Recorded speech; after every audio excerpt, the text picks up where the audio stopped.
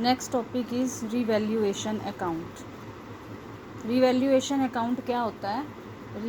जब profit sharing ratio change होती है तो फर्म में जितनी भी एसेट्स और लाइबिलिटीज़ होती हैं उन सबको रिवैल्यूड किया जाता है।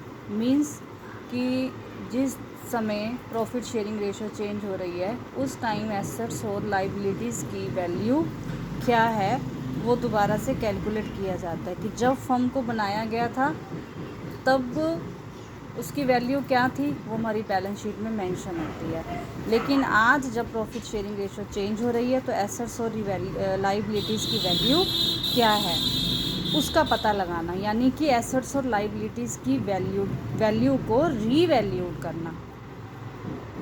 वो कहाँ पे किया जाता है, कौन से अकाउंट में? रिवैल्यूएशन अकाउंट में। उसमें क्या होगा कि एसेट्स और लाइबिलिटीज़ की वैल्यू या तो पहले से कम हो जाएगी या ज़्यादा हो जाएगी। अगर एसेट की वैल्यू पहले से बढ़ जाती है तो प्रॉफिट होता है, कम हो जाती है तो लॉस होता है। इसी तरह लाइबिलिटीज़ की वैल्यू अगर बढ़ गई तो लॉस है और कम हो गई तो प्रॉफिट है। मैंने पहले भी आपको बताया था कि एसेट्स और लाइबिलिटी से होने वाले लॉस या प्रॉफिट को जो है हम रिवैल्यूएशन अकाउंट में शो करते हैं। तो एसेट्स और लाइबिलिटीज़ को जब रिवैल्यूड किया जाता है तो एसेट्स और लाइबिलिटीज़ की वैल्यू या तो पहले से कम हो जाएगी या पहले से ज़्यादा हो जाएगी, बढ़ जाएगी। अगर एसेट की वैल्यू पहले से इंक्रीज़ हो गई है, बढ़ गई है तो प्रॉफिट होगा, और पहले से कम हो गई है एसेट की वैल्यू तो लॉस होगा। इसी तरह लाइबिलिटीज़ अगर पहले से इंक्रीज़ हो गई हैं तो लॉस है, डिक्रीज़ हो गई हैं तो प्रॉफिट है। रीवैल्यूएशन अकाउंट को profit and loss adjustment account भी कहा जाता है और ये नॉमिनल नेचर का होता है। नॉमिनल नेचर का मतलब आप समझते ही हो, all the expenses and losses are debit and all the incomes and profits are credit. तो अगर एसेट से रिलेटेड कोई प्रॉफिट है तो वो क्रेडिट साइड में आएगा by increase in value of asset.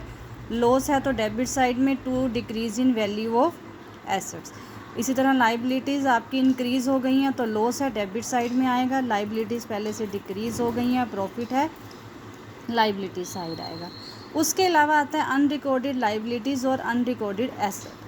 अब ये क्या होती है अनरिकॉर्डेड एसेट्स और लाइबिलिटीज़? ऐसी एसेट्स और लाइबिलिटीज़ जो फर्म जब बनाई गई थी तब ये एसेट्स और लाइबिलिटीज़ फर्म के पास नहीं थी, लेकिन बाद में जो है ये लाइबिलिटीज़ एसेट्स परचेज़ की गई और आज की डेट में जब प्रॉफिट शेयरिंग रेशो चेंज हो रही है तो उस समय ये एसेट लाइबिलिटीज़ कंपनी के पास हैं। अनरिकॉर्डेड इसलिए इसको कहा क्योंकि ये हमारी बैलेंस शीट में रिकॉर्डेड नहीं है, क्योंकि जब फर्म बनी थी तब ये एसेट लाइबिलिटीज़ नहीं थी लेकिन आज की डेट में है।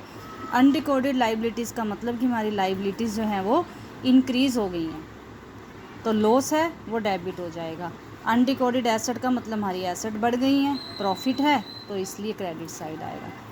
अब क्रेडिट साइड का टोटल ज़्यादा है तो इनकम ज़्यादा हुई, प्रॉफिट ज़्यादा हुआ तो प्रॉफिट बचेगा, profit transfer to partners capital या करंट अकाउंट।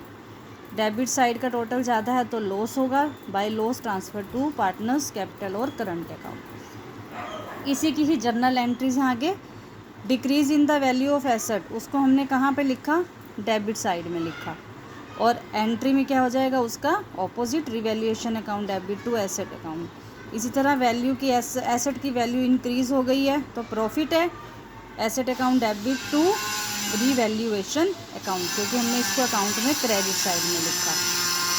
सेम इसी तरह increase in value of liabilities, revaluation account to liabilities, और decrease in the value of liabilities है तो liabilities account debit to revaluation account. Profit के case में revaluation to partners capital account, debit side में लिखते हैं हम रिवैल्यूएशन अकाउंट की, और लॉस के केस में partners capital account debit to revaluation account. ये थी जर्नल एंट्रीज, और जर्नल एंट्रीज मोस्टली पेपर में आती हैं इसलिए जर्नल एंट्रीज को इग्नोर नहीं करना, उसको भी साथ साथ सीखना और समझना है। होप करती हूँ कि रिवैल्यूएशन अकाउंट जो है वो आपको समझ आ गया होगा।